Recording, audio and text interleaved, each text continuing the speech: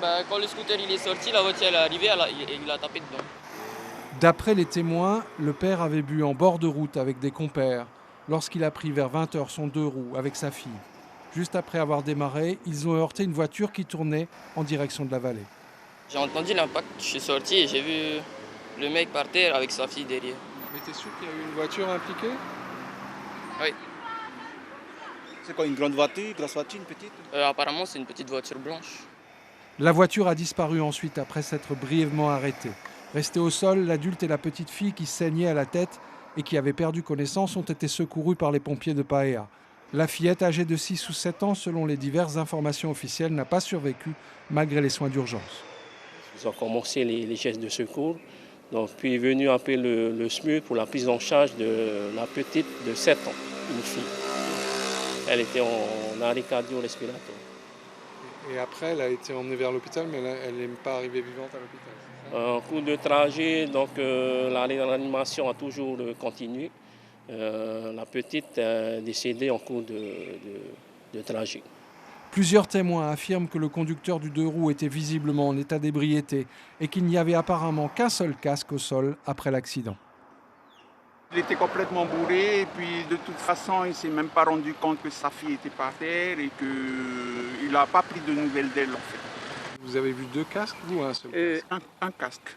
Après je sais pas si c'est le papa qui portait le casque ou la petite.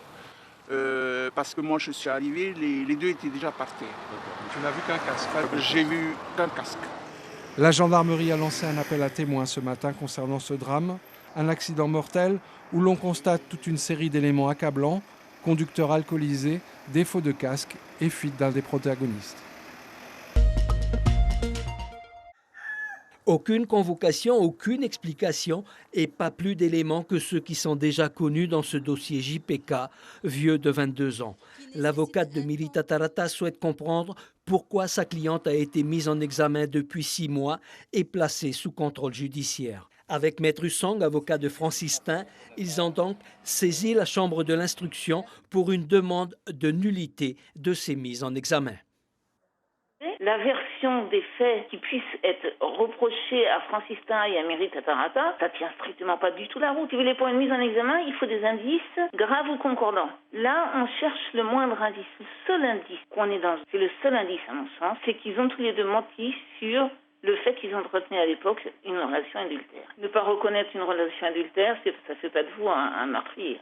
Pour Maître Gauthier, l'avantage de cette démarche est d'avoir une décision motivée par la Chambre de l'instruction, ce qui n'a pas été fait par le juge d'instruction, car il a le pouvoir de placer en examen s'il est convaincu qu'il y a des indices graves ou concordants.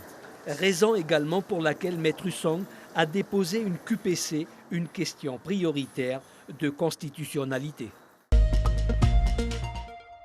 Il est élu maire de Papara 2 mois avant les élections municipales. Gaston Taunoa, ex-chef de corps des pompiers, remplace l'ancien maire Poutei Tahae, démissionné d'office après sa condamnation à 2 ans d'inéligibilité pour abus de confiance.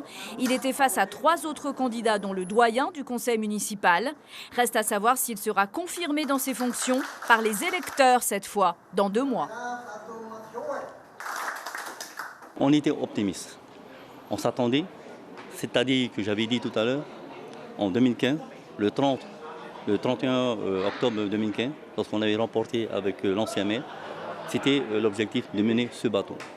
Le bateau. Et aujourd'hui, le bateau, il a navigué un certain temps, et aujourd'hui, il va falloir le ramener à bon port. Ils avaient le sourire aux lèvres, les membres du Tapura, en arrivant au conseil politique de leur parti. Au menu des discussions, évidemment, les municipales. Les noms des têtes de liste étaient déjà connus, ils ont été confirmés. C'est le programme politique du parti pour ces élections qui a surtout été détaillé, revu et corrigé. Un objectif, parler d'une seule et même voix, sans fausse note. Aux fédérations à présent de s'organiser pour mettre tout le monde d'accord. Toutes les communes sont pratiquement prêtes aujourd'hui. Certaines communes, nous avons un peu trop de candidats, hein. Mais ça, bon, on va en parler un petit peu, mais non, ça se présente pas mal. Donc c'est un peu un conseil également pour peut-être établir des stratégies pour chaque commune, comment on va aborder les municipales? Bon, nous l'avons fait au dernier conseil politique. Cette réunion d'aujourd'hui va nous permettre en particulier de mettre au point les arguments qui seront avancés par les différents candidats pour préparer au mieux ces élections. Naturellement, parler du soutien du Tapura et puis tout ce qui s'ensuit. Mais c'est plutôt les arguments que l'on mettra en avant qui feront l'objet de discussions aujourd'hui, parce que je voudrais que l'on parle tous d'une même voix et qu'il n'y ait pas d'engagement intempestif sur certains sujets pour lesquels le Tapura ne pourra pas répondre. Et les élections municipales sont en marche du côté de Fa'a aussi, où les candidatures se multiplient. Celle de Teura Tarahu est désormais officielle. Elle mènera la liste Tamari Fa'a Yaoa, comme en 2014. Elle dit qu'elle est une enfant de la commune et une femme de terrain, et qu'elle n'est opposée à personne parce que les élections municipales, selon elle, sont une histoire de cœur. Une élection communale, c'est affectif, c'est la personne, c'est une association, c'est une confession religieuse. En fait, c'est cette équipe composée d'hommes et de femmes qui aiment d'abord sa commune et qui ont envie d'œuvrer et puis de travailler, de mener des actions parce voilà, tout simplement. Donc il n'y a aucune opposition. La Polynésie ne sera pas représentée au JO cette année. Les pros du catamaran Accra 17 de Tahiti, Billy Besson et sa partenaire Marie Rioux, 4 fois champions du monde, n'ont pas été choisis pour représenter la France aux Jeux Olympiques de Tokyo. La Fédération française de voile a tranché et le Comité olympique et sportif français a validé.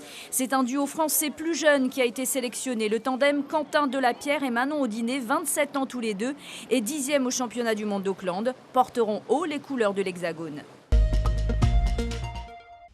Le bateau qui fait la navette entre les îles des Marquises du Sud est à quai et sur place la colère monte. Il a suspendu ses rotations sans préavis pour des raisons administratives. Les services concernés n'auraient pas payé l'assureur dans les temps. Conséquence, le transport scolaire est annulé jusqu'à nouvel ordre. Les malades évacués sanitaires aujourd'hui vont devoir attendre et les habitants demandent que les responsables soient sanctionnés et que la situation soit rétablie au plus vite.